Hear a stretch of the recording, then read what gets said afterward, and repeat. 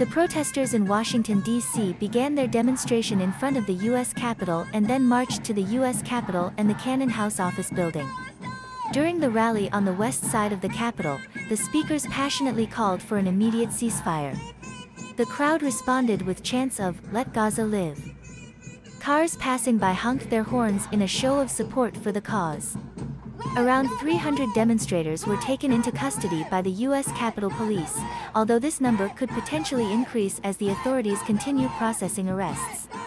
While the demonstrators initially entered the Cannon House office building legally and were permitted to gather, they subsequently defied orders to leave, resulting in their arrests. Protests within the U.S. Capitol are prohibited. After receiving warnings from the police to disperse and their refusal to comply, the protesters in both the U.S. Capitol and Cannon building were arrested. It's important to note that the U.S. Capitol Police stated that protests are not allowed inside the building, and the demonstrators' continued presence, despite being given ample warning, led to their detainment. This action was consistent with the established rules and regulations governing protests within government buildings. On the rally stage, Representative Cori Bush, Democrat Missouri, disclosed that she and her colleagues had faced criticism, being labeled disgraceful, for introducing a ceasefire resolution.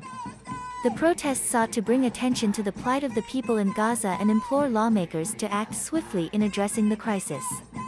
In a recent development, the United States and Israel have come together to forge a plan to provide humanitarian aid to the beleaguered region of Gaza. This announcement coincides with President Biden's upcoming visit to Israel, intended to signal unwavering U.S. support for the nation as it grapples with its response to the barrage of attacks launched by Hamas, a Palestinian militant group, and contemplates the possibility of a ground assault in Gaza. Critical is the word Secretary of State Antony Blinken used to describe the need for aid to reach Gaza. Israel's offensive against the region began over a week ago, triggered by a surprise attack from Hamas that killed over 1,300 people and took scores hostage. In retaliation, Israel has reported a toll of 2,778 lives lost in the Gaza Strip, according to the Ministry of Health there. The consequences of this conflict have cascaded, impacting the lives of the 2.3 million people living in Gaza. They face an increasingly dire shortage of clean, safe water, forcing some to turn to brackish well water with severe health implications. Gaza is running dry, declared the UN Agency for Palestinian Refugees, UNRWA, as conditions worsen in anticipation of a potential Israeli ground invasion. In addition to the water crisis, there is a dangerous scarcity of electricity, with Israel having cut off the main grid supply, leaving hospitals with dwindling fuel for generators as they deal with thousands of injured individuals.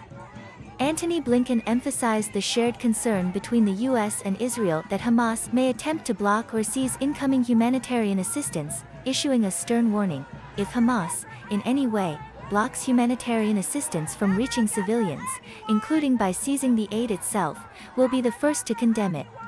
And we will work to prevent it from happening again. However, the situation is further complicated by the recent rocket attacks in Israel, prompting Blinken to take shelter during his visit and extending his meeting with Israeli Prime Minister Benjamin Netanyahu and other officials to more than 7 hours.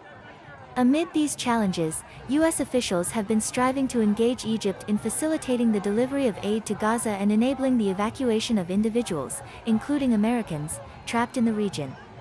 Gaza's hospitals are now overwhelmed, with over 10,850 Palestinians reported injured by the UN Office for the Coordination of Humanitarian Affairs. The specter of a widespread power outage looms large, endangering the lives of thousands of patients as life support and other essential systems risk being disabled, even as more injured and deceased individuals are brought in. The situation at the Gaza-Egypt border further complicates the aid delivery. Trucks loaded with fuel, water, and humanitarian supplies stand waiting to cross through the Rafah border crossing from Egypt into Gaza. The border, however, closed due to Israeli airstrikes on the Gaza side. There is currently no ceasefire deal in place to reopen the crossing, but the U.S. is working with the United Nations, Egypt, Israel, and others to establish a mechanism for getting assistance to those in need. Even if the border does reopen, the destruction of roads leading to the Rafah crossing poses a significant challenge for distributing fuel and water. The urgency of the border's opening is not solely for the passage of aid, it is also to allow approximately 500 to 600 Americans, including those of Palestinian origin, and other foreign nationals to leave Gaza. Egypt insists that if the border opens for exit, it must also remain open for aid to enter Gaza from its side.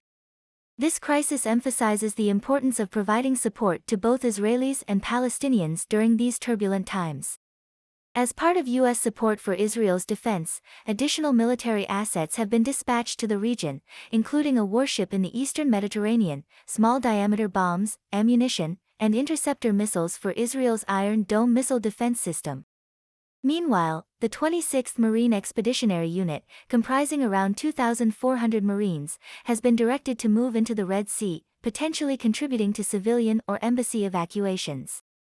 Another 2,000 American troops are being sent on a short deployment, not expected to engage in combat missions related to the Israel-Hamas conflict. Israel has encouraged over 1 million Palestinians in northern Gaza to evacuate their homes and head south, sparking a mass evacuation with limited infrastructure and no clearly defined destination. While the situation remains complex and fraught with sorrow, there is one overarching truth: both Israelis and Palestinians have suffered. The conflict's enduring nature has resulted in untold grief and loss on both sides, and it is only through dialogue, reconciliation, and peace that a way forward can be found.